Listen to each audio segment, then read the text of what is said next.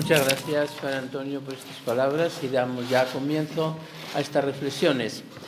Bueno, algunos pudieran pensar que este tema no es de Cuaresma, pero veremos enseguida que los ciegos en el Evangelio significan profundas conversiones, como vamos a ver.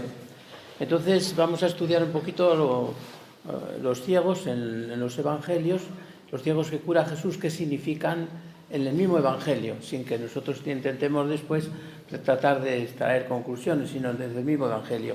Bueno, como sabéis, hay un ciego que se llama de Jericó, que sale en los tres sinópticos, y luego sale en Juan de otra manera, sale en el capítulo 9 de San Juan.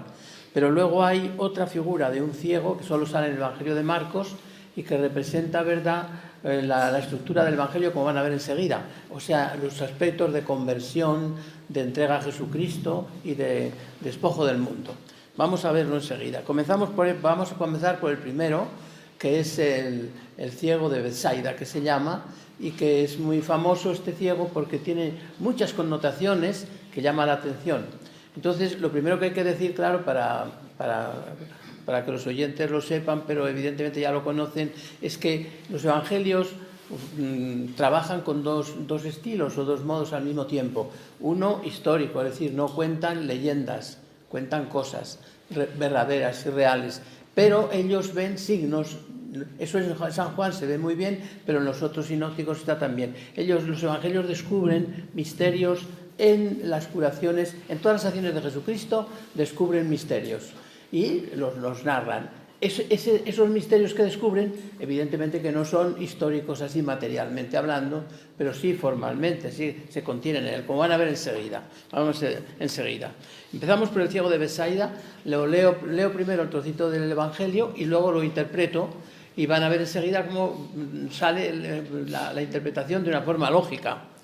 Llegan a Betsaida, le presentan un ciego y le suplican que le toque. Tomando al ciego de la mano, lo sacó fuera del pueblo, y habiéndole puesto saliva en los ojos, le impuso las manos y le preguntaba: ¿ves algo?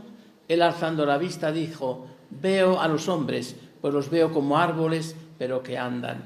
Después le volvió a poner las manos en los ojos y comenzó a ver perfectamente, y quedó curado, de suerte que veía de lejos claramente todas las cosas. Y le envió a su casa diciéndole: ni siquiera entres en el pueblo. Bueno, esto hay una cantidad de contradicciones que van a ver enseguida, ¿no? Esta perícopa no puede comprenderse sin tener en cuenta la siguiente confesión de Pedro y su enfrentamiento con Jesús. Esta perícopa está para representar lo que va a venir enseguida, la confesión de Pedro, que va a decir a Jesús que es Mesías, y luego cuando Jesús empieza a decir lo que es el Mesías, pues Pedro va a empezar a renegar y a llamarle a Jesús y a decirle que eso no puede ser. Entonces vamos a ver cómo el ciego en el fondo es Pedro. Vamos a verlo. El ciego de Betsaida es uno de esos pasajes en que no es difícil descubrir de inmediato su gran contenido simbólico y redaccional. Las opiniones de los autores son muy diversas, pero bueno, en general se coincide en un fondo que yo voy a exponer aquí.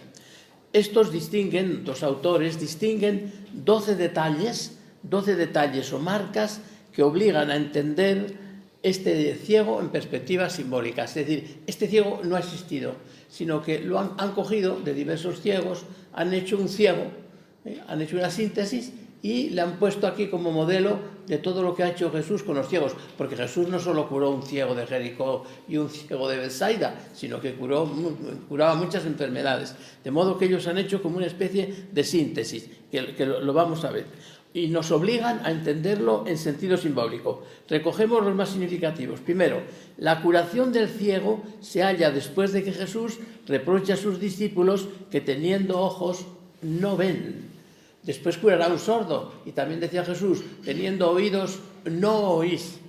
La mención de la aldea, dice que lo saca de la aldea, que por lo que después, como se observa, no es el lugar donde está la casa del ciego, pues Jesús le envía a esta, pero le prohíbe entrar en la aldea, le dice: vete a tu casa, pero no entres en el pueblo. ¿Cómo puede ser eso? ¿Cómo puede ser eso?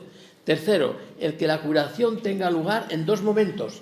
hecho que ha obligado posiblemente a San Lucas y a San Mateo a admitirle, porque daría la impresión que a Jesucristo se le resisten las enfermedades. Es decir, que le cura primero y le curó mal, y le cura después y ya le cura bien. O sea, la primera vez que le curó, le preguntó, ¿ves algo? Y dice, sí, veo a los hombres como árboles que andan. Pues ya todo desproporcionado, y después ya lo cura bien. Entonces, esta doble curación los obligó seguramente a Mateo, que conoció a Marcos, y que conoció esta narración y la quitó, y también Lucas la quitó. Bueno, por este motivo. Cuarto, el que Jesús saque al ciego de la aldea, le mande ir de nuevo a su casa sin entrar en la aldea. Entonces no sabe uno cómo se puede explicar esto. Ahora lo explicaremos enseguida. La utilización de los mismos términos que se usan en Jeremías, cuando le cogí de la mano y lo saqué de Egipto. Aquí lo coge de la mano, no lo saca de Egipto, lo saca de la aldea. Es la misma expresión. Al término aldea corresponde en el texto de Jeremías Egipto. El ciego utilizará después, esto ya son técnicas más depuradas, dos verbos distintos para expresar su recuperación de la vista, que podían encontrar su paralelo en Marcos 4:12, que dice, para que viendo no vean y entendiendo no entiendan. Están utilizados los mismos verbos griegos. Entonces estaría ahí en esa línea. Anticipándonos a la interpretación de este relato y el siguiente, diremos, resumiendo, que el ciego representa a los discípulos, principalmente a Pedro, que después de tanto tiempo con Jesús, primera cura de sus ojos, le ven incorrectamente como el ciego a los hombres. A Pedro le pregunta el Señor, ¿quién soy yo? Y dice, el Mesías. Pero claro, era un Mesías, la idea de Pedro era que era un Mesías político. O sea, lo veía desproporcionado, al revés. Lo veía al revés. Ver a los hombres que andan como árboles es verle con la cabeza para abajo, las piernas y las manos para arriba. Ese es el símbolo del árbol, ¿verdad? Lo ve al revés, desproporcionadamente. Pero no aceptan este mesianismo, cuando Jesús les dice que se trata de un mesianismo sufriente y débil. La segunda parte del Evangelio se esclarecerá a su vez por la segunda parte de la curación del ciego, cuando Jesús imponga sus manos sobre los discípulos y entonces le verán correctamente y desde lejos, cuando pase la cruz y llegue la resurrección. Es decir, el ciego está en mitad del Evangelio y está significando toda la estructura y la marcha del Evangelio. O algunos de ustedes puedan pensar, si no han oído estas cosas, que esto será una cosa complicadísima y que leer el Evangelio se convierte en un problema, porque claro, esto parece muy complicado. Es la cosa más sencilla del mundo. Es decir, es un simbolismo muy, muy simple, que ahora cuando se lo explique, pues lo verán. Y este es de los símbolos más complicados, diríamos. Pero analicemos el pasaje más pormenorizadamente. Se lo voy a analizar más sencillamente para que cuando tengan en las manos un texto evangélico lo puedan leer así. Llegan a Bethsaida. Era una ciudad ampliada por Filipo. Por tanto, cuando enseguida diga el evangelista que Jesús sacó al ciego de la aldea, probablemente no se está refiriendo a Bethsaida, sino a algún pueblo más cercano, o está considerando a Bethsaida como la aldea a la que tiene que sacar de Jesús a sus discípulos, ¿verdad? A los discípulos. Tomando al ciego de la mano, lo sacó fuera del pueblo. Aluden, como hemos dicho, aquellas palabras de Jeremías, cuando te cogí de las manos y te saqué de Egipto. Aquí, ahora lo saca de la aldea. Ya veremos que la aldea son las instituciones judías, donde Pedro y los discípulos estaban tan arraigados que no querían salir. Y él tiene que sacarlos extrayéndolos con las manos. El paralelismo se nota más en el texto griego, teniendo el texto griego delante de estas palabras.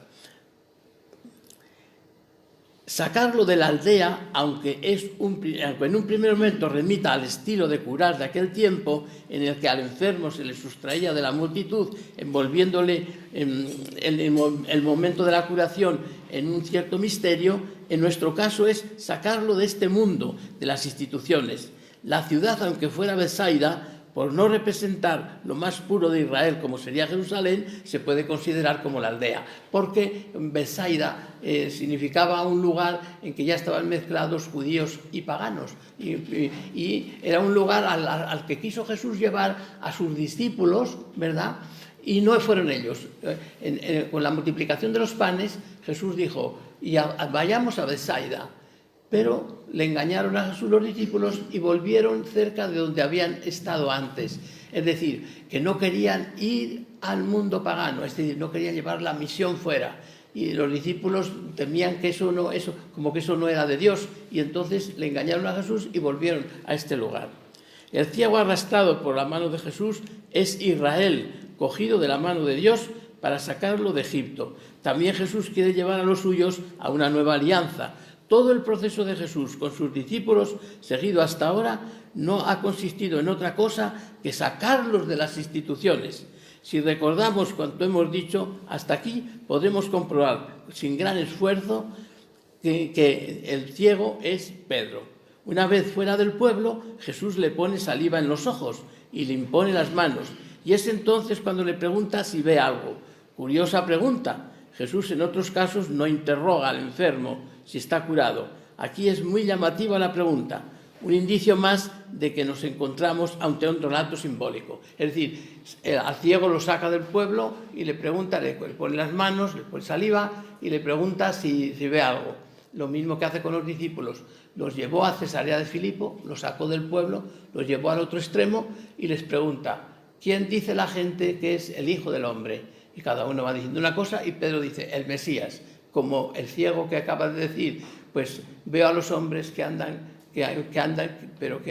como árboles, que son como árboles. Lo mismo Pedro ha hecho con el Mesías, ha hecho un Mesías desproporcionado. Por tanto, el ciego es Pedro. Pero oigamos la respuesta del ciego. Él, alzando la vista, y aquí se cita el texto griego, dijo, veo a los hombres, pues los veo como árboles, pero que andan. ¿Qué puede significar esto? La primera respuesta, que parece clara, es que ve a los hombres de forma desproporcionada. ¿Pero por qué se fija solo en los hombres y no en otros objetos? Pues porque el evangelista quiere llevarnos a que ha preguntado Jesús a los discípulos, ¿quién les dice a la gente que es el Hijo del Hombre? Entonces a Pedro al ciego se le hace la misma pregunta. ¿Cómo ves a los hombres? Los veo como árboles que andan. Y Pedro, ¿cómo ve al Hijo del Hombre? Al revés, lo ve totalmente desproporcionado. Enseguida se va a aludir a los hombres y también enseguida al Hijo del Hombre. ¿Tendrá esto alguna relación? Diríamos, yo creo que ver a los hombres como árboles que andan es verlos desproporcionados y al revés. Y ver al Hijo del Hombre como Mesías político es verlo también desproporcionado y al revés. Después de comprobar que el ciego no estaba curado, pues veía las cosas de forma desproporcionada, le vuelve a imponer las manos sobre los ojos. Es lo que va a hacer Jesús en la segunda parte del Evangelio. En la primera parte del Evangelio hace curaciones, hace cosas, no habla de la cruz, pero en la segunda parte va a hablar de la cruz. Entonces, ahí en la segunda parte es cuando Jesús va a imponer de nuevo las manos sobre el ciego, que son los apóstoles. Antes había designado la vista con otro vocablo y ahora la designa con distinto vocablo. Con lo cual se hace ver que esta perícopa, este trocito, está lleno de insinuaciones, de riquezas literarias que llaman la atención, ¿verdad? Que en un pasaje tan pequeñito se ande jugando con los verbos, jugando con la literatura, verdaderamente jugando con la literatura. Esto quiere decir que es un pasaje importante y significativo y totalmente, evidentemente, desde este punto de vista, simbólico. Después de esta segunda imposición de manos, comenzó a ver perfectamente y quedó curado, de suerte que veía de lejos todo claramente, todas las cosas. Terminada la curación, Jesús le envía a su casa, combinándole que no entre en el pueblo. Son numerosas las variantes del texto, porque esto es muy llamativo. Mandarle a casa y que no entre en el pueblo, pues hombre, no parece que es una cosa rara. Claro, lo que le quiere decir es que ya está curado, ya está sano, el discípulo ya puede ir a su casa tranquilamente, es una nueva persona, pero que no entre en la aldea de nuevo, que no se pegue a la aldea. Esto de pegarse a las instituciones, a la enseñanza judía, fue muy fuerte en los apóstoles. Sabemos que aun en los hechos de los apóstoles, fíjense, pues nosotros pensamos normalmente que el día de Pentecostés ya todo queda arreglado. No.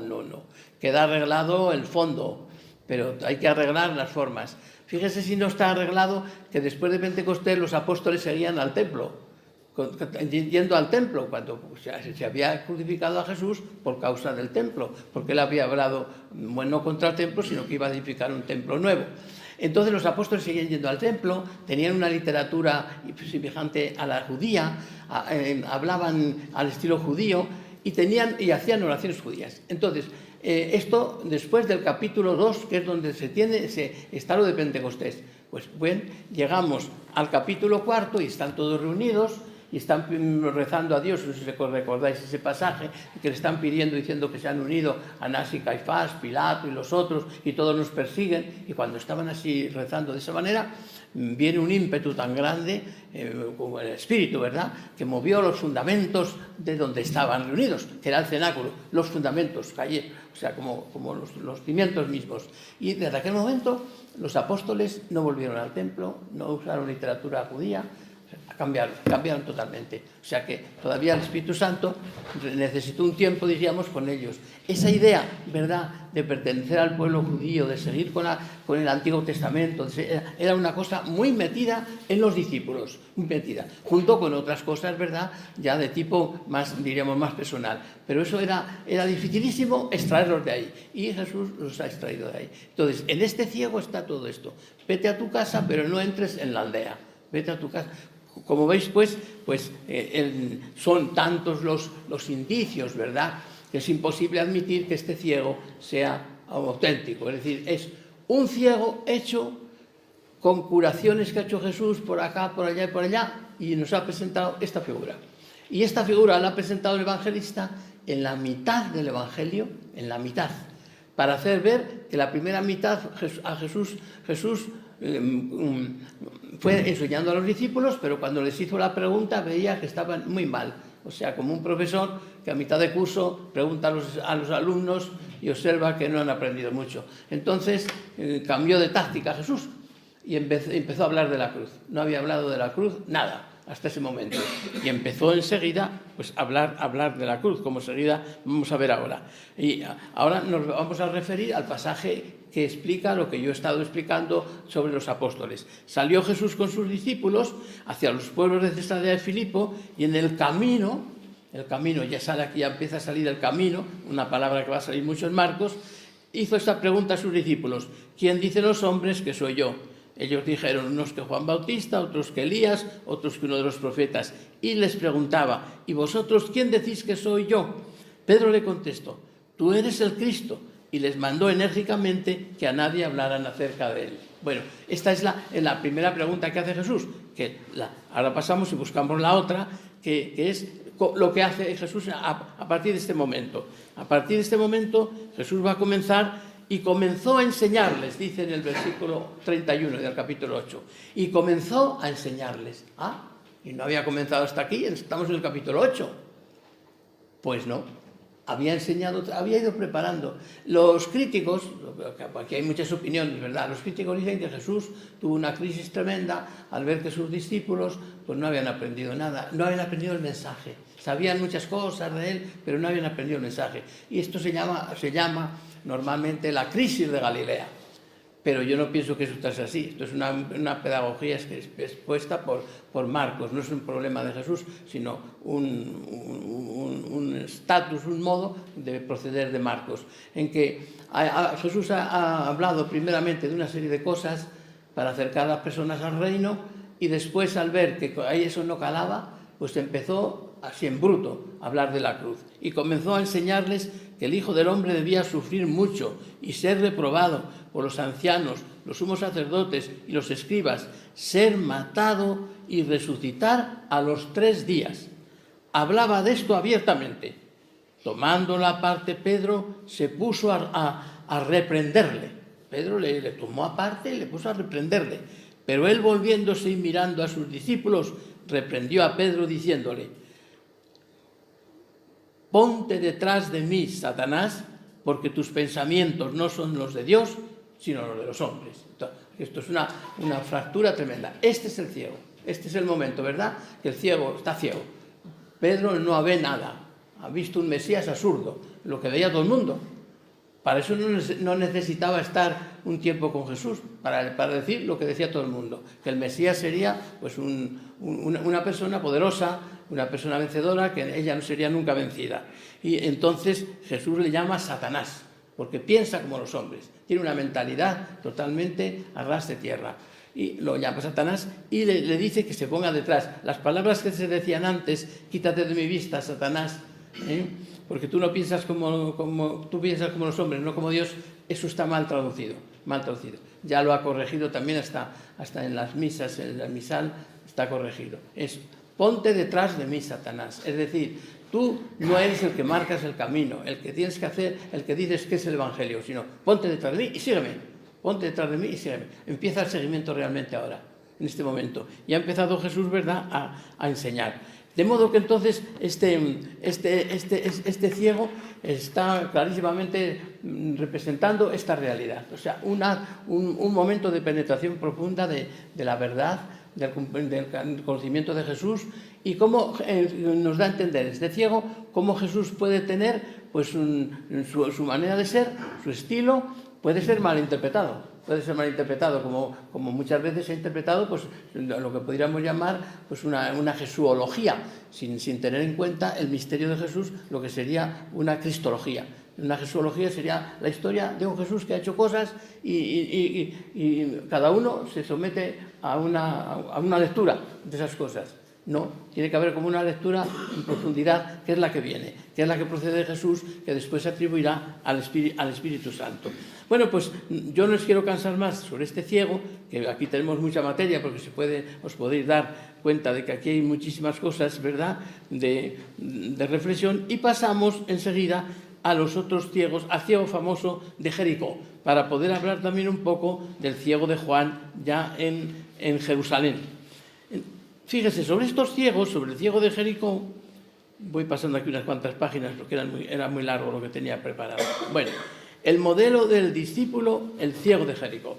Este ciego de Jericó sale en los tres sinópticos, pero es muy curioso cómo sale. Ahora lo vamos viendo y verán lo que puede significar.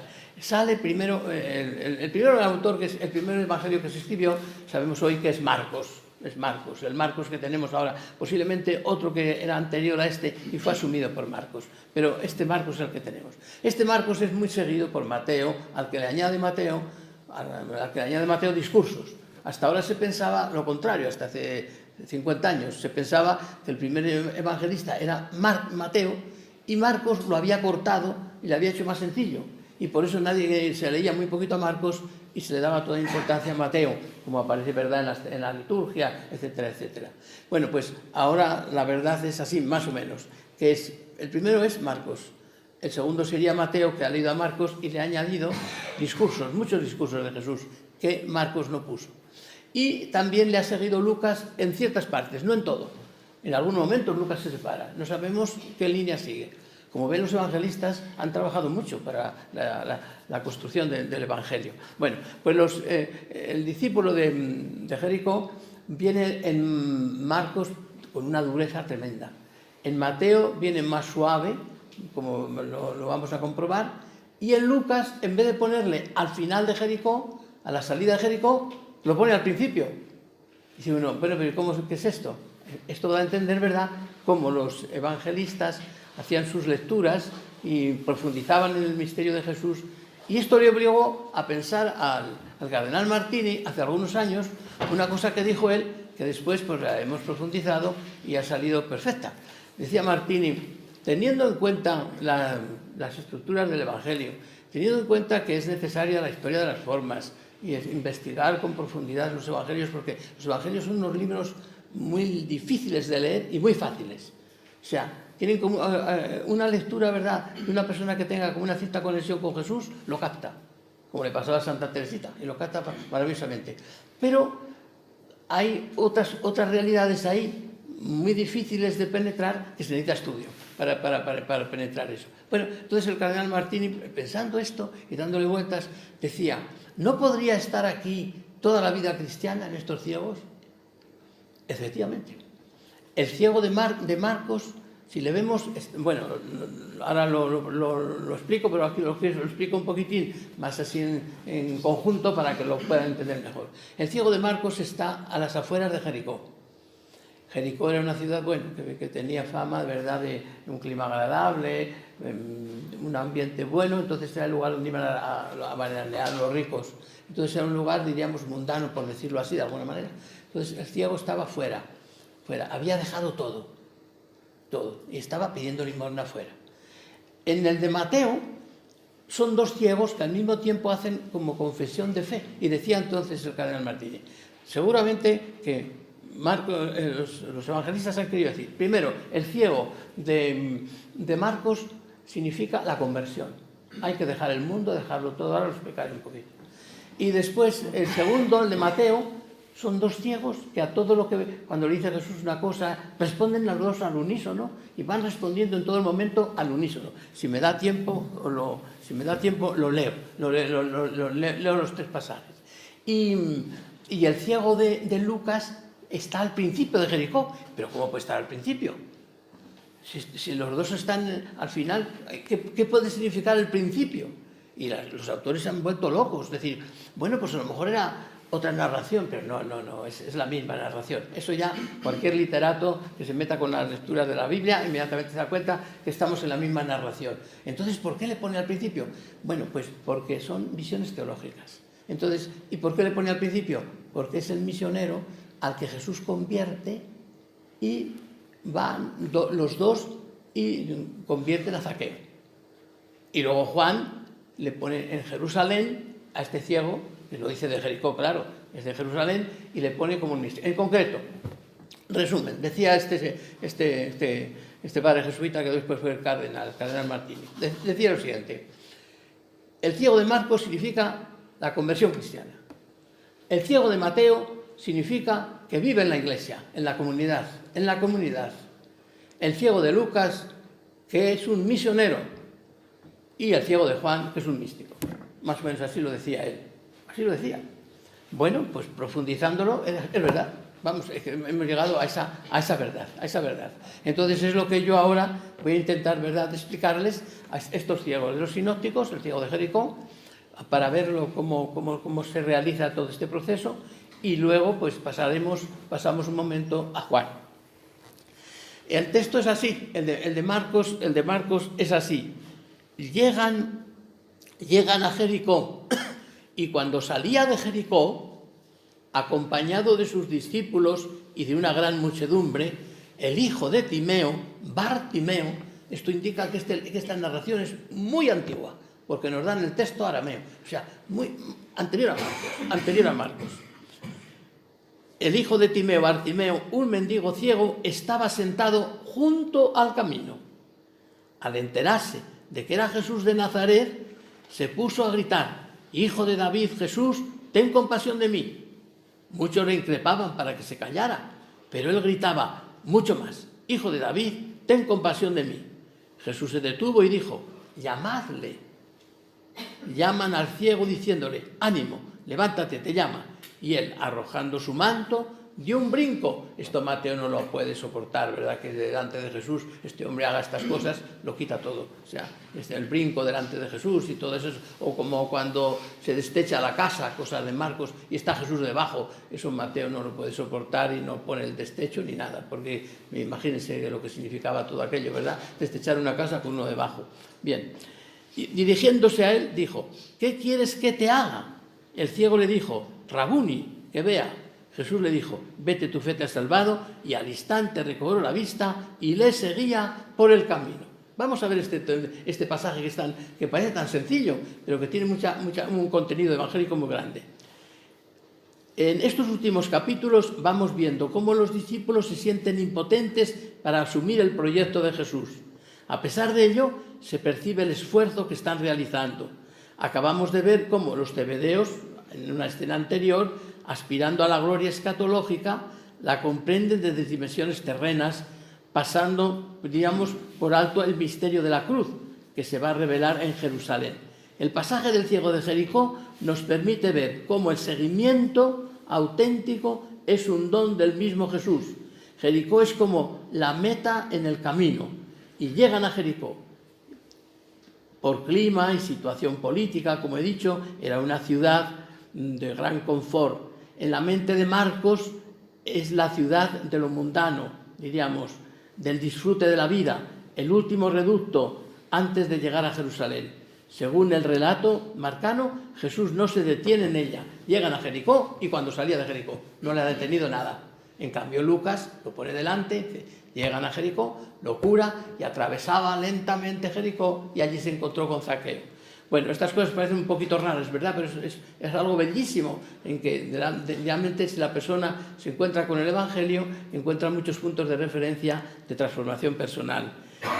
Y cuando salían de Jericó, Jesús, que va hablando del seguimiento y de la renuncia, no se detiene en la ciudad del bienestar, va acompañado de sus discípulos y de una gran muchedumbre. En estas circunstancias aparece un ciego, del que no se nos ofrece su propio nombre, sino el de su padre. Entonces esto quiere decir, con lo que ya dije antes, es como una cosa muy antigua. Este ciego estaba sentado junto al camino, no en el camino, junto al camino, pidiendo limosna. En primer lugar, no estaba en el camino, sino junto al camino. No había entrado en el camino de Jesús, aunque había abandonado la ciudad mundana. Es cuanto tiene que hacer un seguidor de Jesús. Había abandonado todo, pero no había abandonado una cosa: el manto. El manto es, para una persona de aquella época, un judío de aquella época, era la personalidad y era el poder. Fíjese que Elías tira el manto a Eliseo. Agías, un rey, divide el manto suyo, lo parte para dar a entender que está todo destruido ya. Jesús, cuando va a lavar los pies a los discípulos, se quita el manto.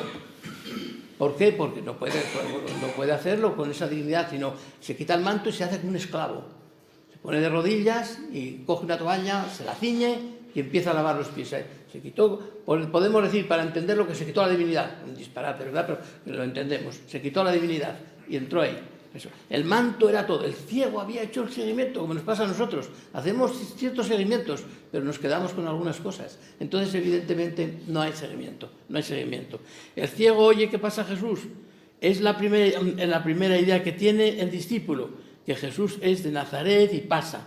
Le invoca con un doble título: Hijo de David. Jesús le invocó, ya le llama Hijo de David, que a Jesús eso no le gustaba nada. Hijo de David significaba Mesías político.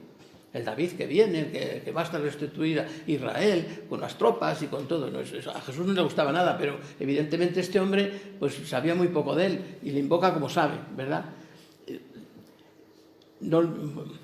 Bien. De momento el ciego solo sabe que Jesús es poderoso. Muchos le regañan para que no grite, para que no interrumpa a Jesús en su marcha hacia Jerusalén, donde ellos piensan que se va a poner en pie el proyecto de Jesús. Jesús ordena que le llamen. Quienes le comunican la orden le dicen: ánimo, levántate, te llama. 3 palabras cargadas de sentido que trascienden el momento. La presencia de Jesús quita todos los temores y da fuerza para ponerse en pie. Esta palabra es la misma que se utiliza para hablar de resurrección. Y la última, te llama, nos habla de discipulado, de seguimiento. La reacción del ciego fue inmediata. Arrojó el manto, tiró el manto. Ahora ya sí, ahora ya se puede dar cada... Era lo que le tenía atado. Había dejado Jericó, había dejado muchas cosas, había dejado todo aquello, pero tenía el manto. Y dio un brinco, se puso en pie y vino donde Jesús. Ante la pregunta de Jesús sobre qué quieres que te haga, el ciego hace la súplica: Rabuni, que vea. Y este Rabuni nos invita a nosotros ahora y a los textos, ¿verdad?, a hacer ver que el ciego estaba como resucitado, porque es la misma expresión que va a decir la Magdalena el día de Pascua a Jesucristo: Rabuni, le va a llamar Rabuni. Este clamor aquí al final de la vida pública, después de que Jesús ha dicho que sus discípulos que teniendo ojos no ven, es un grito oracional que demanda la gracia de que se le abran los ojos del Espíritu para comprender el proyecto de Jesús. Rabuni, que vea. Claro, ese que vea está en doble plano, en plano físico, pero en plano espiritual también. Rabuni, que vea. La oración va acompañada ahora no del título de hijo de David, sino de una palabra que se acerca ya más a la fe pascual, Rabuni. Esta misma expresión pronunció la Magdalena en la mañana de Pascua. El ciego ha roto con todo, ha dejado atrás la ciudad, ha tirado lejos de sí el manto, que en la tradición judía significaba el poder. Ya no le queda nada, está desnudo, nada le impide dar el salto. Saltó, dio un brinco para ponerse delante de Jesús. Y ahora ya descubre que Jesús es Rabuní. Jesús le dice, vete, tu fe te ha salvado. En ese momento el ciego recobra la vista y entró en el camino. Y le seguía por el camino, dice este pasaje. Bueno, pues el tiempo se nos va así muy pasando y tengo que ir resumiendo brevemente. Vamos un poquito. Entró en el camino. El seguimiento de Jesús no tiene, pues, meta en esta vida y ya empieza un camino que no se sabe dónde terminará, mejor dicho, sí se sabe en él. El ciego antes estaba junto al camino. Una vez curados sus ojos, por Jesús entra en el camino y ya se va con él a morir a Jerusalén. Es el auténtico discípulo. En esta narración de Marcos, el ciego simboliza el primer paso que exige el discipulado de Jesús, renunciar a la mundanidad que uno no puede realizar por sus propias fuerzas. Por eso el ciego grita y pide el auxilio de Jesús. Bueno, en Mateo, así muy brevemente ya lo es, Mateo, en un contexto similar, pero adoptando las categorías que le son propias, habla no de un ciego, sino de dos. Da la impresión de que ambos están representados en la narración al modo de un coro, hablan al unísono y una vez curados, juntos le siguen. Mateo ya no piensa en el seguimiento individual, que se supone, sino en el de la comunidad. Mateo ha leído el texto de Marcos en un segundo nivel, ha puesto sociedad, en donde Marcos solo veía individuo. Eso es curioso. Marcos dice, o el texto dice, y de Marcos dice, y le seguía por el camino. Y Mateo quita el camino. Ya es una visión ya más teológica, diríamos, y le seguía. Habla ya solo el seguimiento, ya no por el camino, y le seguía. Si vamos al caso de Lucas, que sería muy bonito, pero no hay tiempo, ya es menos cuarto, ¿no? No hay tiempo de leer todos estos textos. Pero sería muy bonito leer todos los textos para ver las diferencias que hay, aún solo en el resonar. Lucas 18:35-43, por su parte, realiza una modificación curiosa. Se trata, como en el caso de Marcos, de un único ciego, pero este no se encuentra a la salida de Jericó, como el de Marcos o los dos de Mateo, sino a la entrada.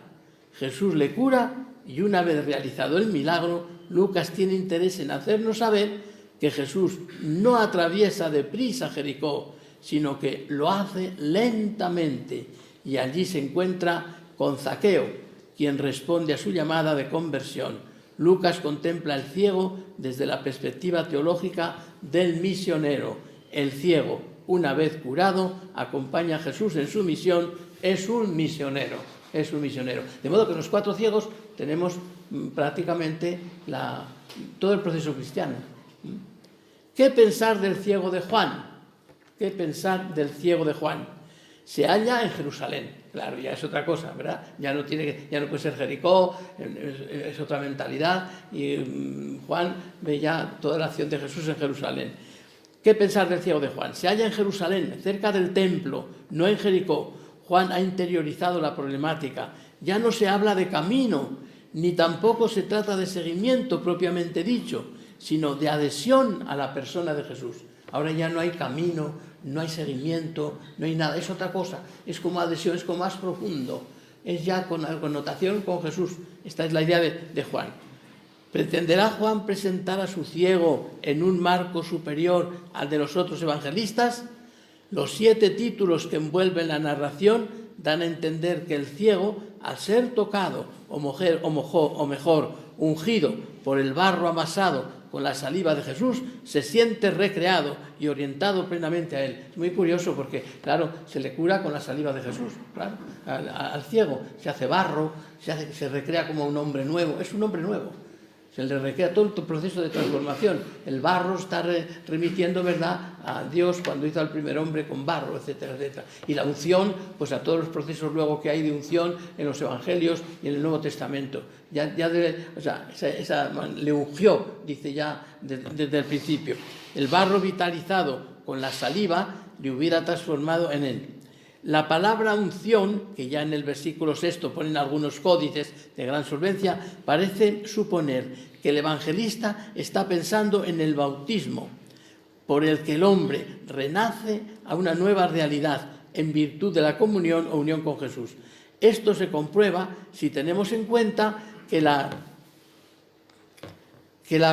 recuperación de la vista solo tiene lugar cuando el enfermo, por indicación de Jesús, se lava en la piscina de Siloé. Muy bonito. Y el evangelista dice después, o sea, la piscina del enviado. Prácticamente es lavarse en Jesús, bañarse en Jesús. Lo que dicen los pueblos místicos de otra manera, transformarse, ¿verdad? Otra forma más distinta. ¿No estaría simbolizando la piscina el agua que un día brotaría del costado de Cristo? El ciego se ha lavado en Cristo, fue ungido de Cristo, barro amasado con saliva. Experiencia del Espíritu y del bautismo. Gran número de padres de la Iglesia y comentadores modernos reconocen explícitamente que en algunos momentos de la narración se halla presente la tradición de la práctica bautismal de la Iglesia. Los ciegos mencionados representan los diversos estados de comprensión de la persona de Jesús. El de Marcos nos hablará de la primera renuncia, que implica el seguimiento, dejarlo todo y quedarse con lo absoluto de Jesús. El de Mateo expresaría eso mismo, pero realizado en comunidad. Lucas, por su parte, nos presenta el tercer estadio. Quien tiene la experiencia de conversión y la comunitaria ya puede predicar al Señor, es el misionero. Juan nos habla de la experiencia suprema. Quien ha realizado el recorrido de los 3 estadios precedentes está capacitado para la experiencia profunda de Jesús. Estaríamos en la experiencia mística. Pero hay una cosa que muy curiosa que tiene el ciego de Juan. Yo lo he resumido aquí muy brevemente, pero hay una cosa pues muy curiosa. Y es que cuando empiezan a preguntar a los padres, ¿es este vuestro hijo? ¿Es este vuestro hijo? Y ellos padres no querían afirmar que sí, porque se había decretado que se expulsaría de la sinagoga a quien afirmara esto. Pues él va, dice el ciego, ego eimi, yo soy.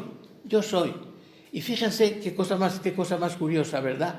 Que los traductores de la Biblia pues no lo traducen bien. No ponen yo soy, sino soy yo. Y no han entendido al evangelista lo que ha querido decir. O sea, ha querido decir que el ciego, después de haberse lavado en Jesús, después de haber ido haciendo las diversas confesiones de Jesús, porque cada confesión que hace de Jesús le da un título. O sea, cada momento que se acerca a Jesús le va dando un título al ciego. Son 7 títulos, que algunos ven que como si toda la narración girara en dar estos 7 títulos. Bueno, pues no se han dado cuenta de que el ciego se siente totalmente unido a Jesús y se siente otro Jesús. Y por eso dice él, precisamente en ese momento, por eso dice él que ¿eres tú el ciego el que pedía limosna aquí? Decían, no parece, la gente decía, no parece que sea el ciego. Otros decían, sí es el ciego, sí es él. ¿Y por qué estas dudas? Pues porque se había transformado, se había cambiado. Porque el ciego ya no era el ciego de antes. No es porque viera, sino porque se había cambiado, se había transformado. Pues como se puede decir de un cristiano, pero es aquel que antes perseguía, de Pablo, por ejemplo, pero es aquel que antes perseguía a la Iglesia. Que habla también. Esto es, y dirían algunos, pues yo creo que no, yo creo que sí, estaban diciendo. Y entonces el ciego en esos momentos gritaba y decía, ego en mí, yo soy. Es la forma de describirse a Jesús. Yo soy, los famosos yo soy. Y los traductores, por respeto a Jesús, no traducen yo soy, sino soy yo. Pero hombre, qué disparate. Casi todos los traductores así. Es que no han entendido el proceso. No han entendido que el ciego se siente otro yo soy. verdaderamente, o sea, una persona realmente transformada en Jesucristo. Bueno, pues diríamos que este es así resumido el mensaje de los ciegos, que realmente pues es un tema clarísimo para la Cuaresma, porque nos invita clarísimamente a la conversión, a la transformación de Jesucristo, a los procesos, está hablando de procesos que son los que todos llevamos, ¿no? O sea que es un tema de Cuaresma perfecto. No solamente el ciego de nacimiento, que es el que ponen algún día de Cuaresma en algún ciclo, ¿verdad? Que lo ponen como lectura del Evangelio, sino no todo el conjunto de esta mentalidad, ¿verdad? De que Jesús ha curado pues a estos ciegos. Entonces, en las curaciones, Jesús no intentaba solo la parte material, la parte física. Eso lo podemos ver claramente. No intentaba eso solo, sino la parte del alma, la parte del espíritu, las dos cosas. En Jesús funcionaba lo humano y lo divino, podemos decir. Pues así funcionaba de esto. No solamente curaba, cuando curaba lo físico, curaba el espíritu. Siempre exigía la fe para una curación. No curaba nunca de balde, por así decirlo. Siempre la fe tenía que intervenir. Entonces los evangelistas han hecho muy bien en profundizar estos datos y estos hechos y llenos de misterios, ¿verdad? Y que al mismo tiempo pues iluminan toda la vida cristiana. Por eso podemos decir que los ciegos iluminan la noche del mundo, esa noche, ¿verdad?, de sin fe, sin camino, sin orientación. Ellos que tampoco tenían camino ni orientación, la ponen y nos la ofrecen. Pues así terminamos.